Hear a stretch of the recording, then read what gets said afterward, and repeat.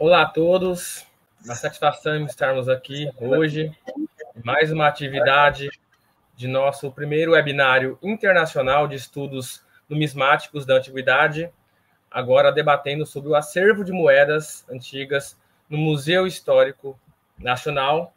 E estamos hoje com o nosso estimado Oswaldo Rodrigues Júnior, psicólogo e mestre em psicologia social pela PUC, atualmente membro e diretor social e divulgação da Sociedade Numismática Brasileira e também editor da revista Numismática Brasileira. Já tem uma ampla trajetória, de trabalhos produzidos e atividades realizadas, autor de diversos livros sobre numismática, dentre eles podemos destacar, por exemplo, a obra Numismática, como colecionar moedas, cédulas e medalhas, a obra Os Dinheiros Primitivos e também a excelente obra História dos Colecionismos Numismáticos, algumas histórias brasileiras, obras pertinentes e fundamentais para este debate agora aqui realizado.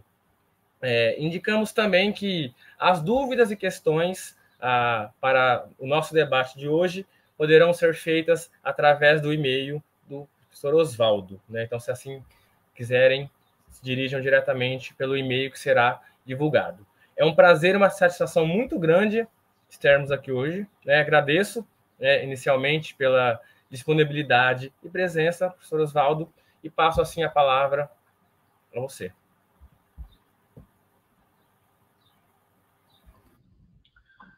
Obrigado.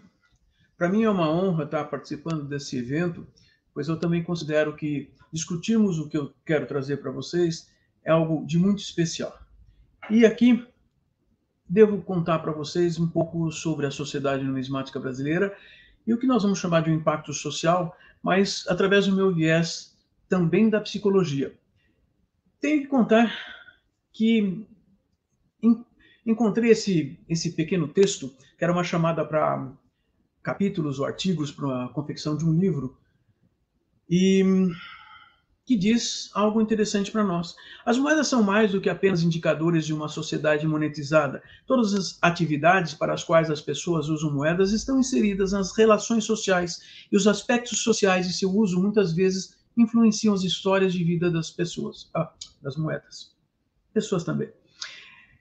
Desde as muitas decisões sociais e políticas que são influenciadas ou envolvidas na fabricação de moedas, nós temos a intenção pelos tipos de moedas, nós temos a manipulação, as alterações que sugerem outras funções e significados além do original. As pessoas modificam as moedas, fazem perfurações para levar em correntes ou pendurados no pescoço, desenham ou esculpem nomes ou informações a mais nas moedas. Além do que, nós temos assim a integração das moedas em objetos que as pessoas usam, vestuário, como cintos, chapéus, turbantes. As moedas trazem uma representação muito especial para as pessoas. E nós podemos, obviamente, fazer as interpretações sobre as sociedades antigas, sejam os outros usos das moedas, até mesmo reconhecer por onde as pessoas andavam em determinadas épocas e derrubavam, deixavam moedas nos seus caminhos. Mas eu quero contar para vocês também algumas compreensões. Se o ser humano vive em grupamentos e os grupamentos de convívio diário permitiram a transmissão de conhecimento, nós temos que pensar que cada agrupamento humano produz instituições sociais, e são essas instituições que ajudam o quê? Fazer, manter, disseminar, desenvolver regras e cuidados entre as pessoas. Assim aconteceu com a Sociedade Numismática Brasileira. À direita, a foto do primeiro local onde as reuniões eram feitas, e a sociedade foi fundada em 1924, e já apresentando uma das funções sociais, eu recuperei essa fotografia de um cartaz de uma exposição feita em 1972 no Museu Paulista, o Museu do Ipiranga, e que traz uma informação importante. Procurar conhecer a história do seu país é fazer obra patriótica. A história de uma nação se revela através de suas moedas. Nossas moedas contam o que aconteceu na nossa história. Mas nós temos que ter crítica para isso, não é? Mas, voltando ao mecanismo de grupo, A SNB permite uma coisa que tem importância nessa discussão: o colecionismo sistemático e organizado, que quero diferenciar, é diferente de juntar moedas, jogar moedas dentro de uma gaveta. Ao longo dessas décadas, a SNB também desenvolveu métodos, metodologia para uma coleção e para um colecionismo. Ela facilita essas circunstâncias através de reuniões de associados, vários formatos. Temos o que se chama de trocas indiretas e que alguns preferem chamar de leilões. Semanalmente nós temos esses eventos, voltamos a ter os eventos presenciais, encontros grandes a cada 3 meses aqui em São Paulo, durando 3, 4 dias, isso depende de algumas circunstâncias, permitindo contato de associados e principalmente com comerciantes de outros estados que vêm a São Paulo, por exemplo, para essas reuniões especiais. Bom, se eu observar algumas dessas funções que possam facilitar o colecionismo, eu tenho que compreender também que, olha, nas últimas décadas, colecionismo passou a ser fruto de estudo. Verdade que no começo do século XX apareceram alguns estudos, principalmente dentro da psicologia, referindo o colecionismo de crianças. Mas o colecionismo, enquanto uma atividade cotidiana social, aparece muito mais nas ciências humanas, tais quais a sociologia, a antropologia, e muito menos na psicologia, que ficou com um certo ranço de alguns textos da década de 1930 e 40, que se popularizou, trazendo aquela concepção de uma insanidade, alguma coisa negativa. Mas o que eu posso deduzir também das compreensões vindas do mundo social, da sociologia, da história, da antropologia? Grupamentos pré-humanos, aliás, pré-históricos, trazendo uma coisa importante: o acumular para termos bens de consumo quando fosse necessário. Esse acúmulo parece que também tinha uma especialidade: vamos guardar os mais bonitos, os mais chamativos. Essa parece ser uma coisa importante porque talvez seja simplesmente a base do colecionismo.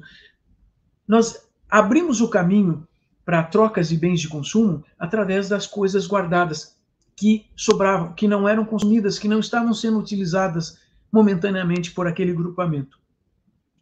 Também é verdade que se guardavam as coisas que durassem mais. E não foi por acaso que joias, metais, pedras brilhantes, coisas menos comuns, eram guardadas. E sempre uma coisa especial do indivíduo. O mais bonito, o mais interessante, que tem a ver com o colecionismo. Eu estou contando um pouquinho da função pessoal para entendermos como é que surge essa história. Na verdade, existem algumas hipóteses de que o colecionismo vem antes da numismática, antes da moeda. Quer dizer, a maneira de buscarmos o colecionismo numismático já preexistia. Isso tem uma série de importâncias para nós e funções sociais e pessoais. Quanto mais grupamentos humanos temos, mais regras desenvolvemos, mais transmitimos, primeiro oralmente. E quando a gente começa a ter, o ser humano tem a escrita. Quando a escrita aparece, ela permite, na verdade, uma transmissão sem que aquela pessoa que está transmitindo esteja presente, verbalize ou sequer esteja viva. Quando nós pensamos em metais marcados, nós temos a base da moeda. A comunicação de informações de uma maneira muito específica. E aqui surgem a possibilidade e a necessidade de preservação, mas através de regras, leis de uma cultura, de uma sociedade. Se pensar no colecionismo numismático, bom, as pessoas vão se interessar pelo meio financeiro, mas na história humana, quem mais tinha chance de acesso ao meio financeiro, às moedas, ao dinheiro, claro que eram as pessoas mais ricas. E é verdade que os mais ricos também eram os mais eruditos, os tinham com mais conhecimento de cultura, e eles estiveram entre os primeiros e historicamente os mais importantes colecionadores numismáticos na história. E a sociedade numismática, ou uma associação numismática, permite o quê? Permite que cada um de nós tenha acesso a conhecimentos. a possibilidade até mesmo de desejar aquilo que nós não conhecíamos. Eu tenho que partir de um princípio da psicologia. O primeiro passo, o primeiro mecanismo é individual. Eu tenho que gostar. Eu tenho que me sentir gratificado. É uma brincadeira como se continuasse algo lúdico, como de uma criança. Mas a outra coisa que diz respeito ao indivíduo é a questão de funções para mim. Eu posso imaginar primeiro uma função de lazer, funções de bem-estar, de prazer, de baixa intensidade. É diferente de algumas situações que nós humanos vivenciamos com alta intensidade de emoções. Mas é um prazer pessoal. Muitas vezes, o colecionador pode ficar horas entretido sem incomodar o vizinho, sem sequer entrar em interação com seus vizinhos na mesma rua ou no mesmo prédio. Isso também motiva algumas pessoas e faz com que a gente tenha uma dedicação especial. Com relação à SNB, quando foi fundada lá em 1924 e começou as suas reuniões na Rua São Bento, acreditava-se que devíamos ser no Brasil cerca de uma centena de colecionadores reconhecidos, e a maioria aderiu a essa sociedade.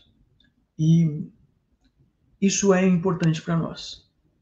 Aqui para vocês eu tenho um facsímile de uma das publicações das épocas do Cruzeiro.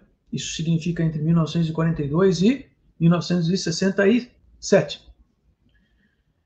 Mas essa publicação é da década de 50 e traz um resumo do Estatuto, contando o porquê, o como, o que oferece, o que exige, contando já a função da própria SNB.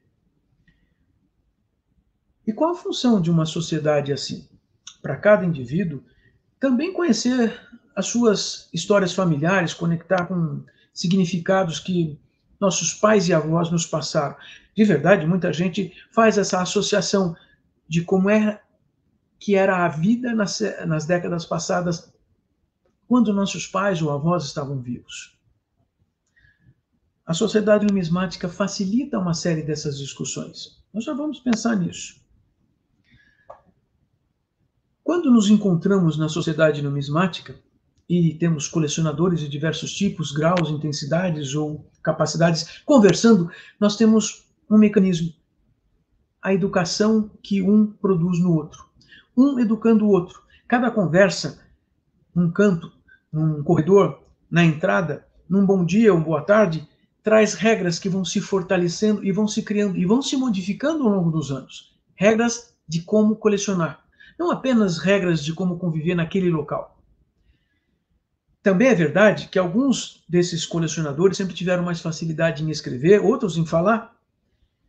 Mas é interessante que, além das conversas de corredor, durante o cafezinho, ou até mesmo nos almoços, nos restaurantes próximos, e esse é um dos exemplos no prédio do lado da Sociedade Numismática, esse pequeno restaurante existe há muitas décadas e nos sábados, na hora do almoço, antes da troca indireta que ocorre nos sábados à tarde, os grupos se formavam aí para começar a interação, uma interação social.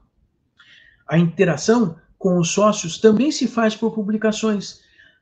A primeira publicação foi a revista Numismática, que teve uma duração entre 1933 e 1954, e publicou 35 números com o mais alto nível acadêmico de artigos, muito especiais, muitos inclusive hoje válidos em termos de história, mas outros válidos como a informação específica sobre o colecionismo ou sobre até mesmo os metais ou os tipos monetários.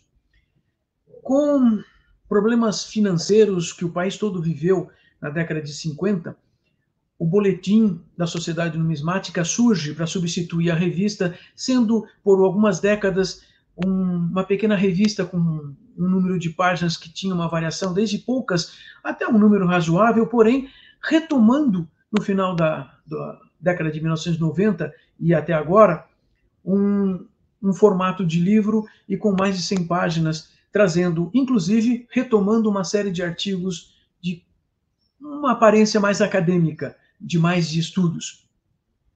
Também conto para vocês que a diretoria tomou por decisão, em 2019, ressuscitar a revista numismática brasileira como uma forma de registrar aqui artigos mais acadêmicos, estudos, investigações, e manter o boletim para comunicações mais de colecionismo, mais facilitadoras do colecionismo e informações sobre a própria sociedade, mantendo o contato direto com os associados. Aqui um facsímile da década de 50, o primeiro número, lá em 54, do Boletim da Sociedade Numismática. Um dos últimos números dessa 2017, com esse novo formato. E também outras funções que a Sociedade Numismática traz já há algumas décadas. A sociedade tem um acervo de peças numismáticas que é mantido em exposição numa das salas do prédio da SNB. Essa exposição é aberta a qualquer visitante e que tem acesso a conhecer uma variação bastante razoável na forma de um museu de peças numismáticas, moedas, medalhas, cédulas e alguns documentos relacionados à numismática. Inclusive com decorações importantes aqui, algumas condecorações brasileiras, desde do Império até da Força Expedicionária Brasileira. Outra função que a Sociedade Numismática trouxe é através da cunhagem de medalhas. Desde 1924, a SNB cunha medalhas, e nas últimas 2 décadas, todos os anos cunhando medalhas que tenham algum significado daquele ano, representando alguma celebração de algum evento ou uma comemoração centenária de alguma circunstância ao nascimento de algum personagem histórico. Também, nos últimos anos, desde 2013, a Sociedade Numismática houve por bem propor uma medalha de mérito numismático. Existem 2 tipos. A medalha dourada, que ela é dada aos presidentes como uma forma de demonstração do esforço feito. Afinal de contas, os diretores não recebem nenhum ganho pelo trabalho. E a medalha de prata, ela é dada uma vez por ano a alguém que é votado por uma comissão como representante desse mérito numismático por ter trabalhado pela numismática brasileira. Ainda agora, no mês de novembro, nós tivemos uma personalidade que mora em Brasília há muito tempo, Luiz Gonzaga Teixeira Borba, que já tem uma idade avançada, mas foi um dos grandes fomentadores do colecionismo no Brasil. E foi agraciado, o nosso presidente foi levar a medalha até Brasília, até mesmo pela a dificuldade que hoje o Borba tem de se locomover, ou não deveria estar fazendo viagens de acordo com o médico dele. Vamos à função mais importante da sociedade numismática: formatar, educar, dar regras. Esse é um dos textos interessantes escritos e publicados no Boletim da Sociedade Numismática, Modo Prático de se formar uma coleção de moedas brasileiras. Pronto. Estamos falando de como as regras elas são positivamente impostas e se permite que as coisas vão acontecendo. Sim, exposições numismáticas com a SNB, como eu já citei no Museu do Ipiranga em 1972, aqui tem uma referência de uma publicação, e as publicações outras, por exemplo, anais do primeiro Congresso Brasileiro de Numismática. O congresso aconteceu em 1934, a publicação é de 1937, e são 2 livros com 1000 páginas cada um, com as conferências ditadas na época. Se vocês lerem, vocês vão ter a sensação que estão lendo um material riquíssimo, extremamente atualizado. Já era de praxe fazer uma ampla discussão e publicar as resoluções do Congresso. Não vou me ater a elas, quem sabe vocês possam ter oportunidade de ler mais tarde, porém, eram propostas para se levar às instâncias políticas para não apenas valorizar a numismática, mas perceber que a numismática pode valorizar uma série de atividades também políticas nas administrações públicas, e que a história precisa ser guardada. Nosso próximo Congresso Brasileiro de Numismática acontece agora em dezembro, de 9 a 11, e já deixo o convite para vocês virem a São Paulo. Acontece no Hotel Jaraguá, na Martins Fontes 71, no centro de São Paulo. voltamos a fazer uma diferença. Colecionador ou ajuntador? Veja, temos que compreender isso, porque um ajuntador, ele não precisa seguir regras. Um colecionador precisa. Mesmo porque, se você pretender comprar uma moedinha, mesmo que pague pouco por ela, perder o valor de compra dessa peça é algo, bom, é uma perda. Se você quer manter essa moeda com algum grau de beleza, você precisa aprender a conservá-la.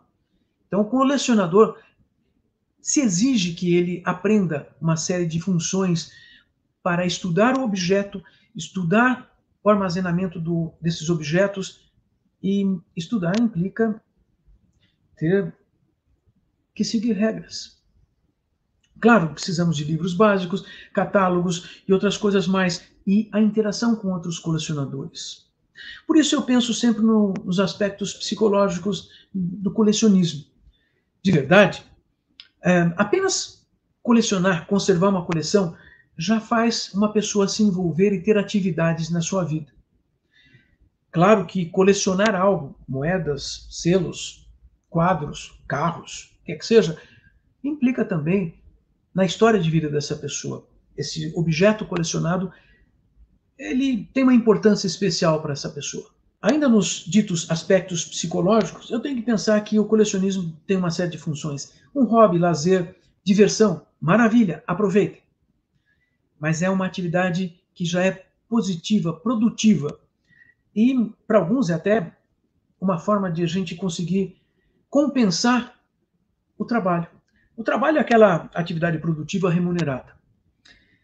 Eu tenho que contar para vocês que, ao pensar no colecionismo, eu compreendo que é uma forma de nós podermos relaxar. É um mecanismo que precisamos desenvolver para combater o estresse, por exemplo, que vem do trabalho ou de outras atividades do dia a dia que nos obriga a cuidar do nosso cotidiano. Se essa é uma atividade antiestressante, eu posso compreender que talvez devêssemos usar isso com maior intensidade. Sabe, colecionar é igual ao fim de semana. A gente passa o fim de semana para se divertir, para descansar, para relaxar, para fazer outras coisas, para voltar na segunda-feira a trabalhar. O colecionismo serve para isso. Diminuir nossos estresses, nossas tensões, para também voltarmos a focar nossa atenção no que a sociedade nos obriga, exige, precisa. Essas tensões diárias podem ser contrabalanceadas, mas isso também me conta uma coisa. Essa é uma maneira de manter uma civilização. É algo que a própria cultura exige, porque enquanto nós estamos nos divertindo ali, inclusive com algo que não incomoda muitas pessoas, nós não vamos brigar, não vamos nos rebelar. Talvez tenha um aspecto que mereça alguma crítica, mas ainda assim é mais construtivo do que muitas outras formas que são destrutivas para o indivíduo, para o grupo em que ele pertence.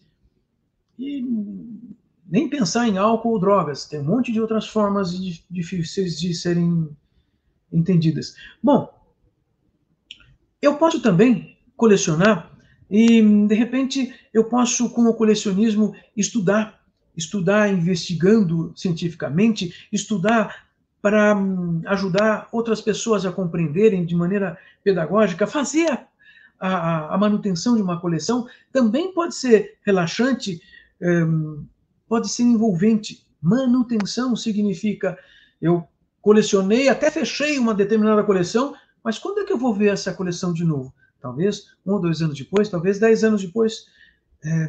A função é muito importante para não deixar a vida chata. A vida precisa ter finalidades. Todo indivíduo precisa ter finalidades e uma finalidade que especialmente nunca termine. Finalidade significa projeto de vida. Se temos um projeto de vida restrito que vai terminar, mais provavelmente nós teremos problemas de ordem psicológica, transtornos, distúrbios. Então, colecionar algo que nós nunca vamos conseguir terminar é algo especial de bom. Tentem fazer uma coleção completa das moedas brasileiras apenas desde o Império para cá. Já sei que não vai ser possível, porque uma delas é única e pertence a um museu. Então, nós não vamos conseguir. Mas podemos tentar. Ainda assim vai ser difícil. Mas essa dificuldade tem sua diversão, é isso que nos interessa. Bom, o que mais nós temos de funções e que uma sociedade numismática facilita muito? A função social, relacionamentos sociais, encontrar pessoas com preferências semelhantes. Afinal de contas, por que eu vou conversar com alguém que se interessa por alguma coisa diferente do que eu gosto? Mas se eu for encontrar alguém que também gosta de algo semelhante, eu posso aprender uma série de coisas. Na verdade, a interação é social, de confiança, de bem-estar. Isso é importante para o ser humano. É interessante, se estamos trabalhando no meio acadêmico, na universidade, nós obrigatoriamente mantemos esses contatos, verdade? Claro, eu convívio, mas e se nós queremos uma atividade diferente do trabalho? É essa a função do colecionismo numismático.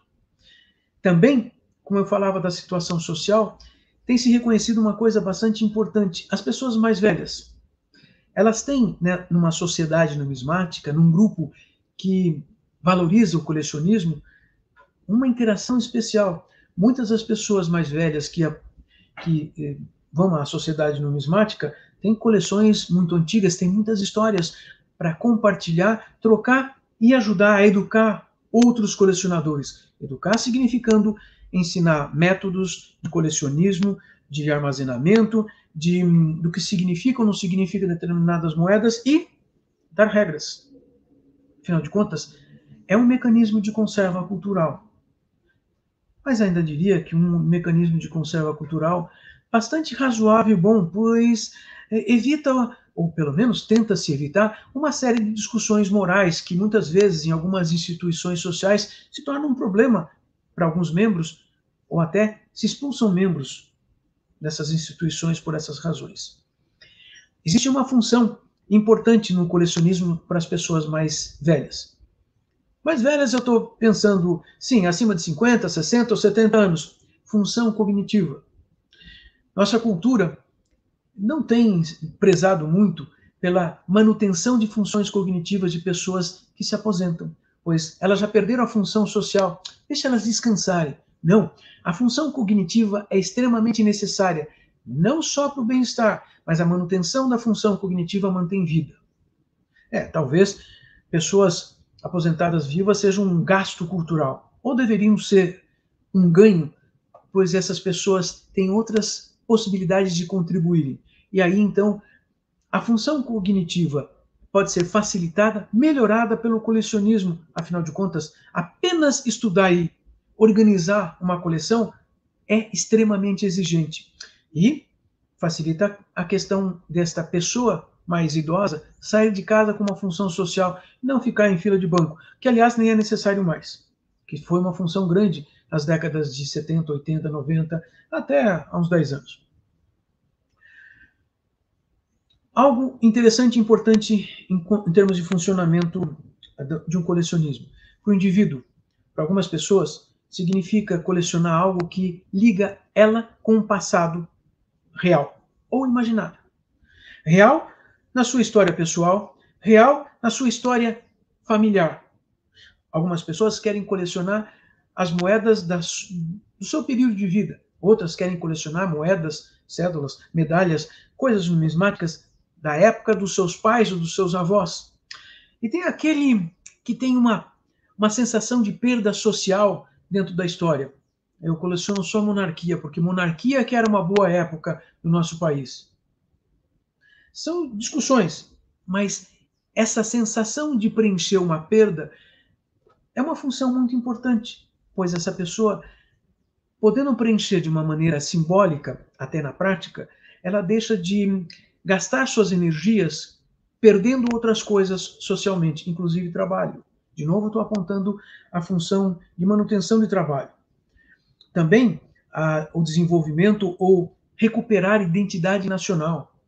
É interessante que algumas pessoas fazem coleções de determinados países, porque são descendentes daquele país, ou têm uma identificação com aquele nacionalismo daquele país. Prestem atenção, muitas vezes fazemos isso.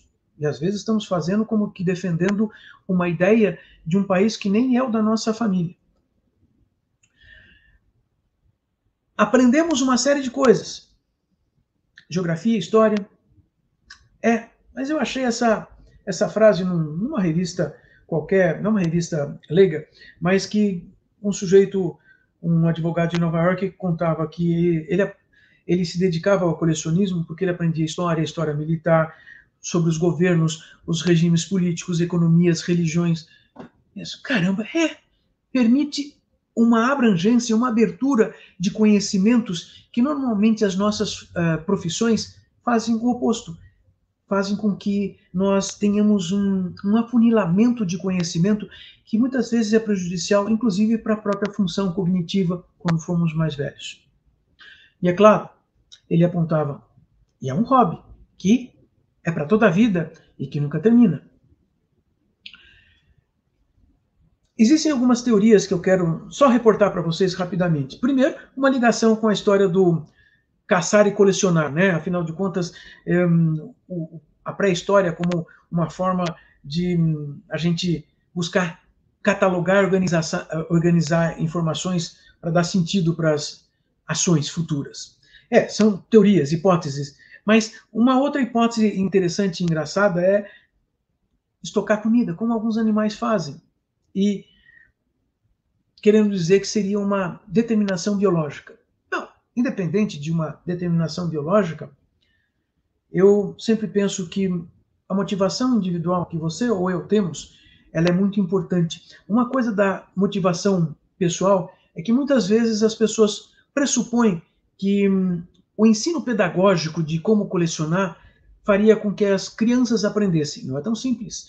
Muitos colecionadores históricos se frustraram de maneira intensa quando tentaram fazer com que seus filhos colecionassem ou mantivessem acesas suas coleções.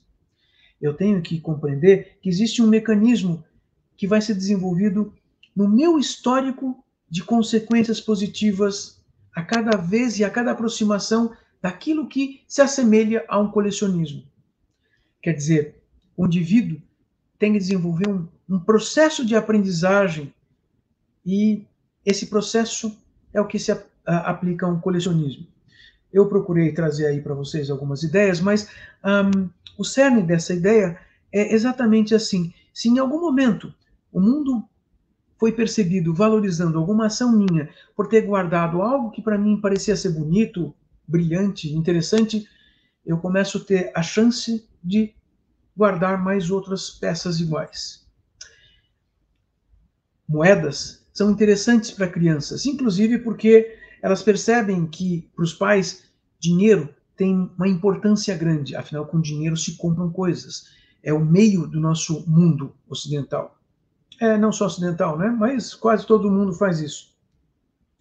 Uma criança que se sinta de alguma forma recompensada, associando emoções geralmente positivas ou evitação de situações negativas, nós temos a base para a possibilidade de um colecionismo.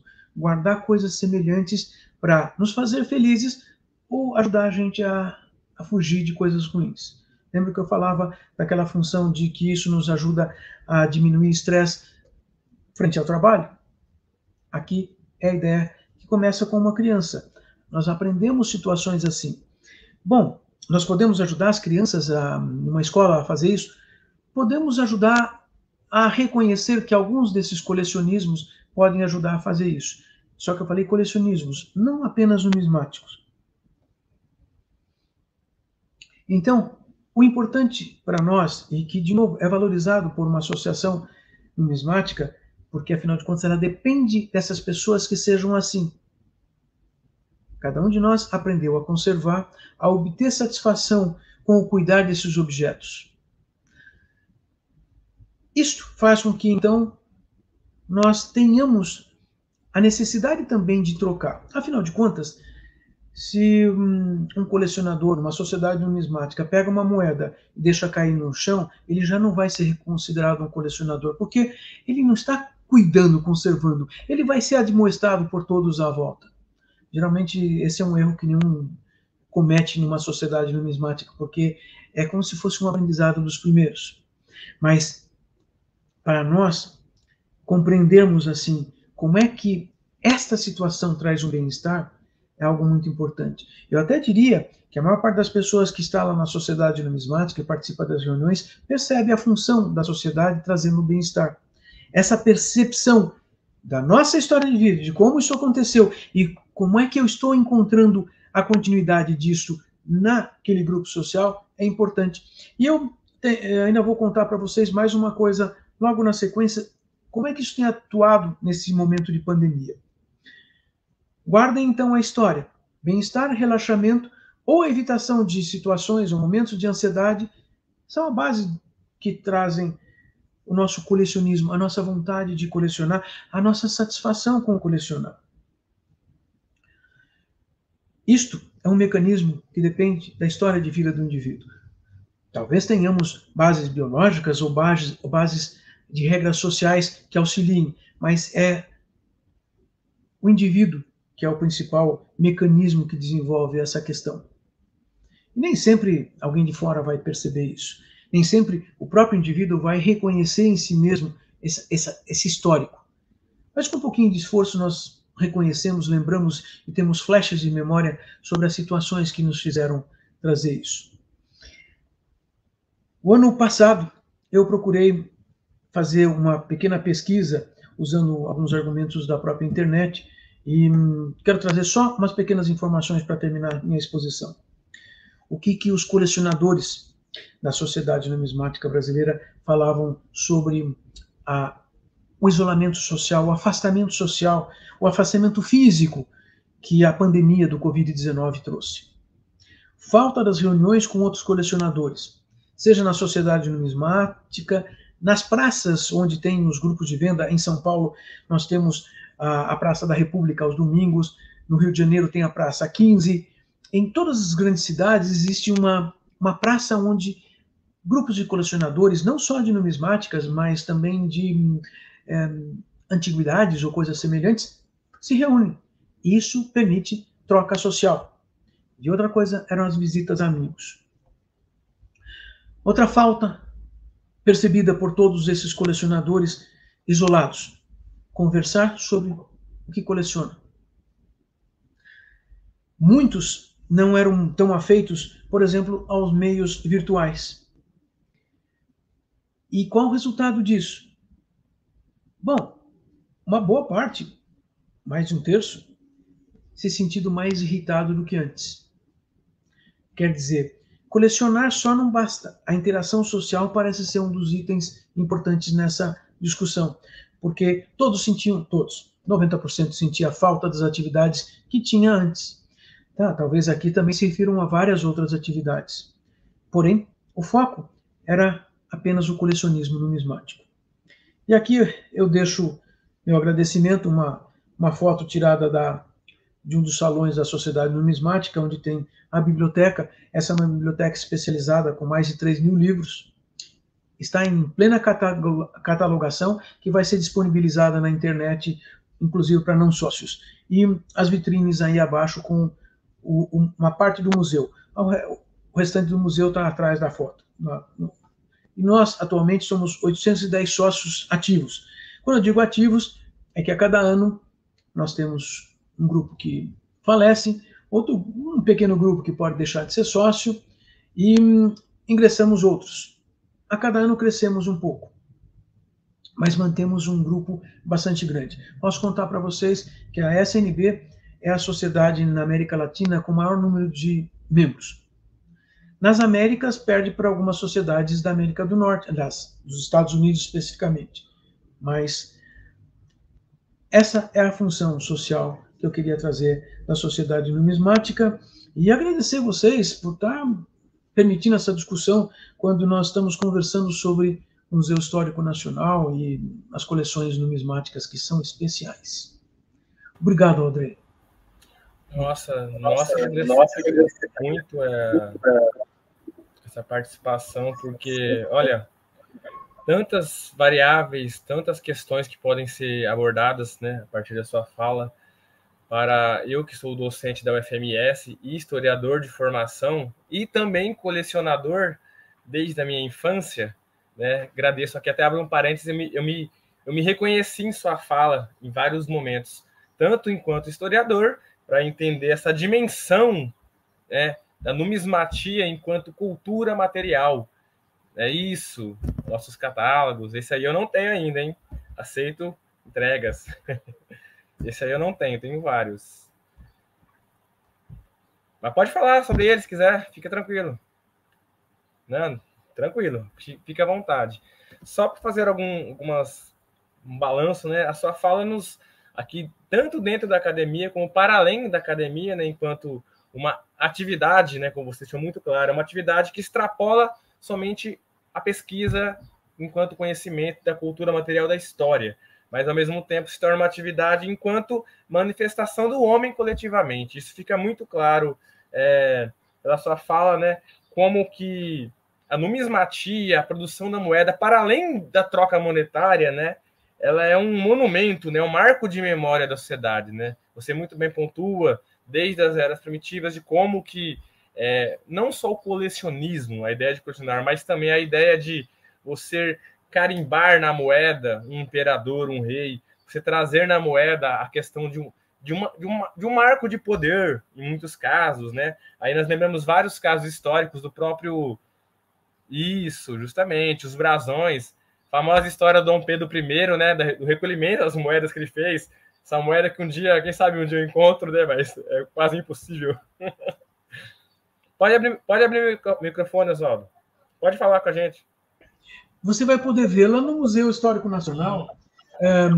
Eles têm um exemplar, tem outro no Instituto Itaú Cultural, tem dois no Museu do Banco de Valores em Brasília, tem um museu em Portugal com uma peça da coroação. Na verdade, são só 16 peças remanescentes das 64 cunhadas, né? E como você disse, o Pedro I, dizem, né, não existe um registro histórico. Isso, conte-nos a história dessa moeda. Essa é uma história interessante, porque quando o Pedro I proclamou a independência, acho que todos devemos estar lembrando que assim, essa é uma história contada dentro do país, né? Que para Portugal o Brasil só se tornou independente em 1825, quando houve um acordo entre o Dom João VI e o Pedro, que nós já chamávamos de Pedro I, né? E então nós passamos 3 anos, na verdade, sem ninguém literalmente nos apoiar como um país, uma nação real. E de toda maneira, o Pedro I volta para o Rio de Janeiro, para a corte. Ele estava aqui em São Paulo, dizem que visitando a Marquesa, né? Bom, histórias e histórias aí, que essa história parece que tem a ver com registro. Mas ele chega no Rio de Janeiro, então está proclamada a independência, vamos mandar carta para o pai dele. Interessante que ele manda a carta para o pai dele, dizendo que eles estavam procedendo à independência do Brasil. Ele assina a carta como príncipe, filho do pai dele, rei. Ele ainda reconhece o pai como rei. Em todo caso, aí, o que faz uma nação que nasce, que aparece? É preciso ter símbolos. Um dos símbolos históricos dos últimos 2000 anos para uma nação é cunhar moeda. Porque a moeda representa, de fato, o poder econômico, financeiro e nacional desse lugar. Só que tinha uma coisa, o pai dele também tinha saído do Brasil, levado muito dinheiro. O dinheiro que tinha, na verdade, ele levou o dinheiro que era dele, né? Era de Portugal, não era do Brasil. O Brasil não existia. Vamos lembrar que o nome Brasil só foi usado, vamos dizer, nós passamos 150 anos sem usar o nome Brasil, desde o descobrimento. Na verdade, tivemos que recriar a história do descobrimento apenas durante o Segundo Império. Então, história é uma coisa complicada. Aquele príncipe mandou fazer moedas. Claro que fizeram um desenho lá muito legal, muito interessante, mas que ele não gostou, porque afinal de contas ele é representado como um imperador romano, de busto nu e com uma coroa de louros. Conta-se que ele pegou a primeira prova assim, atirou na parede, achando aquilo um absurdo. Mas o império nascente era tão pobre que só tinha ouro suficiente para fazer 64 moedas de 14 gramas cada uma. Façam as contas. Era um país extremamente pobre, não tinha dinheiro. Então deixou por isso mesmo, porque E ele foi coroado em 1º de dezembro, que não por acaso é o dia da numismática no Brasil, e ele pega essas moedas, e como era de praxe nas monarquias europeias, ele dá de presente algumas personalidades presentes. Conta-se que uma das primeiras moedas já foi dada por esse nobre que recebeu a um escravo que ele tinha, porque ele tinha muito apreço por esse escravo. Só que essa moeda dava para comprar 2 escravos. Esse escravo cortou a moeda pelo meio. Essas são histórias que se contam em paralelo. Ele cortou a moeda no meio, devolveu a metade para o dono dele para comprar a alforria dele, e a outra metade ele pendurou na orelha para poder sair na rua e demonstrar para quem quer que fosse que ele tinha dinheiro suficiente para comprar uma pessoa, então ele era uma pessoa livre. Porque vocês imaginam que um escravo andar na rua, não é assim. Ele tinha que andar com a carta de alforria para mostrar, senão era complicado. Mas já conta então que já se perdeu a primeira moeda. Então é uma moeda interessante, Andrei, que assim conta um bocado da nossa história e faz a gente ficar interessado. Puxa, essa moeda tem coisas importantes? Tem. O escudo foi ligeiramente modificado, mas a coroa sobre o escudo é a coroa do Reino Português. Só em 1823 é que houve uma reforma, e aí tem a coroa do Pedro I, que inclusive ela esteve perdida durante décadas e décadas, e ela foi encontrada por algum funcionário da Casa da Moeda quando mandaram pegar todo o ouro que tinha no depósito lá e derreter para fazer umas moedas comemorativas lá na década, sei lá, de 20. E de repente o funcionário descobriu a coroa desmontada e achou que aquilo não podia ser derretido. Hoje ela está montada e está no Museu de Petrópolis para ser observada. Mas era diferente, porque o Pedro I, naqueles primeiros meses, aqueles últimos dias do mês de setembro de 1822, ele tinha decidido que ia ser o rei do Brasil. Só que aí ele mudou de ideia. E por isso que a moeda sai daquele jeito. Mas aí ele mudou de ideia porque ele queria ser um monarca progressista. Ele queria ser reconhecido como imperador, porque isso seria um vasto país, e defensor perpétuo e constitucional do Brasil. E de verdade, assim mesmo, com todas as contradições, a Constituição que ele promulga era considerada bastante progressista para a época. Né? Era uma Constituição liberal. Para a época era importante. Mas você falou assim, tipo, caramba. Não, mas olha, essa até, eu já faço um gancho com essa narrativa, porque eu entendo pela sua fala também como que a numismatia, como outras formas de coleção e de análise do passado, ela pode contribuir justamente para nós introduzirmos muitas vezes a outros assuntos também, historicamente falando, políticos, sociais, né? E aí você comentou um pouco sobre essa relação da numismatia com o ensino básico, com as crianças, né?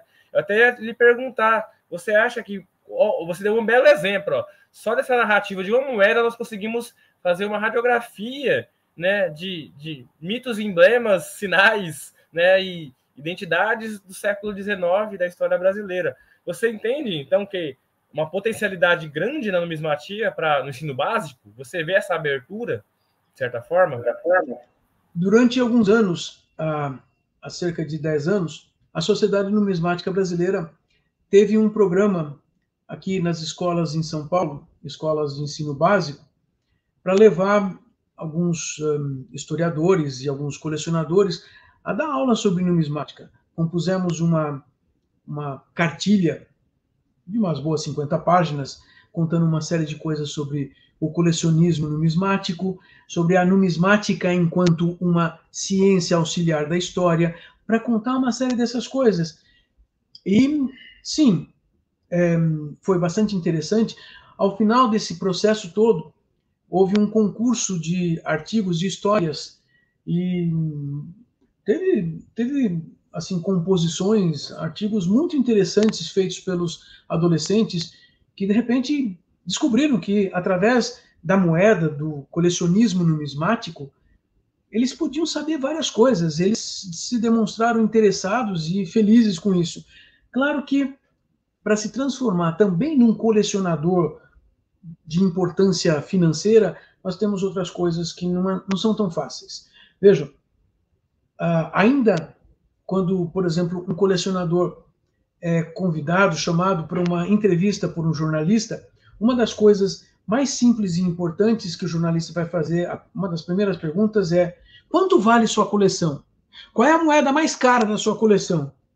E por mais que a gente diga, olha, nós vamos falar de coleção, não de dinheiro, dinheiro no sentido financeiro. É interessante porque parece que a ideia da moeda ainda leva à ideia do poder de compra. Bom, também é verdade, vírgula, uma moeda que não circula mais não tem poder de compra. Então, nós precisamos ver as outras finalidades dela. Por exemplo, os símbolos que uma moeda carrega, que traz, então, uma série de informações. Por exemplo, uma curiosidade que muita gente provavelmente não vai saber. O designer, que antes se chamava de abridor de cunho, e no mundo hispânico se chamava de ensaiador, na década de 60, o sujeito que trabalhava na Casa da Moeda e que precisava fazer o desenho para uma moedinha de 50 cruzeiros, que circulou muito pouco tempo, é uma moedinha bonitinha, de níquel, ele tinha que recriar, pelo menos criar uma figura que representasse a República, que historicamente, desde o século XIX, em muitos países, era representado pela face de uma mulher com um barrete frígio, uma touca grega, inclusive de cor vermelha.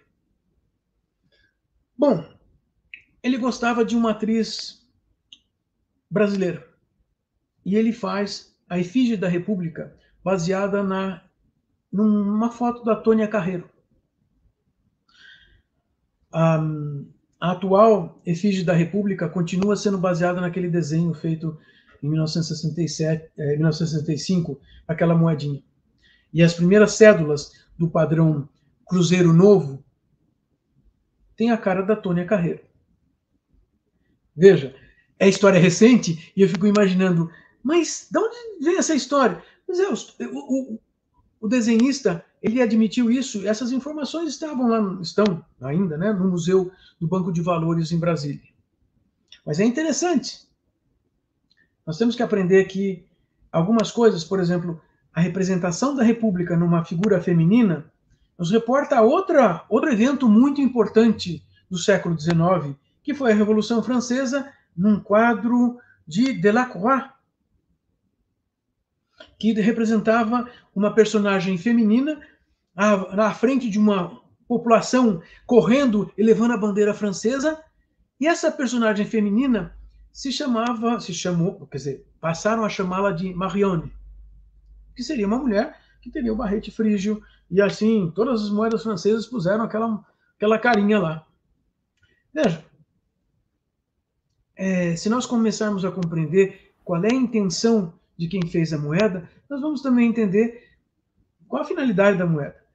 Por que o Brasil é um dos poucos países do século XX que teve a efígie do seu presidente na moeda? Getúlio Vargas, durante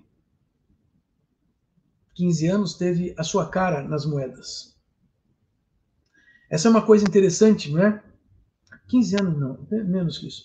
Mas assim, isso é interessante, porque desde 1938 até 1945. Ele fez isso após a promulgação da Constituição de 37, que aí ele deu o golpe sobre o golpe e virou o dono do país. Em outros países, a história mostra que se alguém fez isso, é considerado alguém que estava transformando o país no quintal de casa. Temos que reconhecer que existem algumas circunstâncias que demonstram um movimento histórico. Também é verdade que quando Getúlio Vargas entrou no poder, ele instaurou uma série de moedas especiais que foram as séries dos brasileiros ilustres. Ele foi um dos que colaborou para a criação de personagens históricos brasileiros que nós não tínhamos muitos personagens históricos. Inclusive, eu tenho ela aqui, ó. Aqui, ó, os brasileiros ilustres. Olha só! Do Santos Dumont até... O que cuida das moedas, não deixa a moeda bater, sujar. Uma das questões que na sua fala, como eu disse, demonstra, claro que isso mostra como que a SNB tem um papel fundamental, né, nessa situação, né, na forma como nós podemos pensar historicamente o Brasil, pensar as relações, ou seja, um bate-papo desse maravilhoso, nós fomos das sociedades primitivas a Tony Carreiro. Então, assim, isso mostra a potencialidade que isso tem, como que a SNB ela contribui, ela me fez, ela foi os boletins de vocês, claro, que me ajudaram a entender, por exemplo, como que eu guardar em pastas de couro dessa, com plástico, contribui para preservar a memória histórica. E por muito tempo eu fui professor de ensino médio, eu levava essas moedas para os alunos. Isso, você está contando que esse é um mecanismo de preservar a história. E são os grupos societários de lazer, como a Sociedade Numismática Brasileira, que faz as pessoas, muitas outras pessoas no país, conservarem de maneira importante. Porque, veja, muita gente ainda está focada no valor intrínseco da moeda, em tipo, não, eu tenho uma moeda de ouro. Você já notou que você coleciona moedas que, proporcionalmente, moedas de cobre antigas são proporcionalmente mais caras que moedas de ouro. Salvo exceções. Inclusive, se nós nos reportarmos a moedas romanas do Império Romano, uma moeda de bronze ou cobre da República, mas assim, uma moeda de bronze do Império que esteja maravilhosamente bem conservada, que nós podemos contar o número de fios de cabelo da efígie do imperador, essa vale muito mais que uma moeda de ouro. Afinal de contas, a moeda de ouro, o ouro não se estraga, não se oxida. Sim, a numismatia, ela contribui justamente, às vezes, a trajetória histórica que resultou nessa moeda, como você muito bem colocou, já que nós estamos falando de valorização, não, ela contribui não só pela construção do conhecimento, e aí eu reconheço, né, todos nós reconhecemos como que a SNB, ela, para além de, como você diz, de lazer, é importante, claro, ela também é um espaço produtor e organizador do conhecimento. Eu acho que isso fica muito claro na sua fala, como ela, organizador, principalmente produtor do conhecimento, né? E aí você tem essas variáveis, né? Como você muito bem pontuou, eu fiz muitos anos atrás, sobre o interior, né? Com aquelas reportagens de TV do interior, foram me entrevistar, porque eu sou colecionador de várias coisas, entre elas a numismatia. E perguntaram, qual moeda mais cara? Qual é então, assim, isso relativiza, né? Você pega uma moeda como já que você falou do Império Romano, a moeda famoso Litos de Março, né?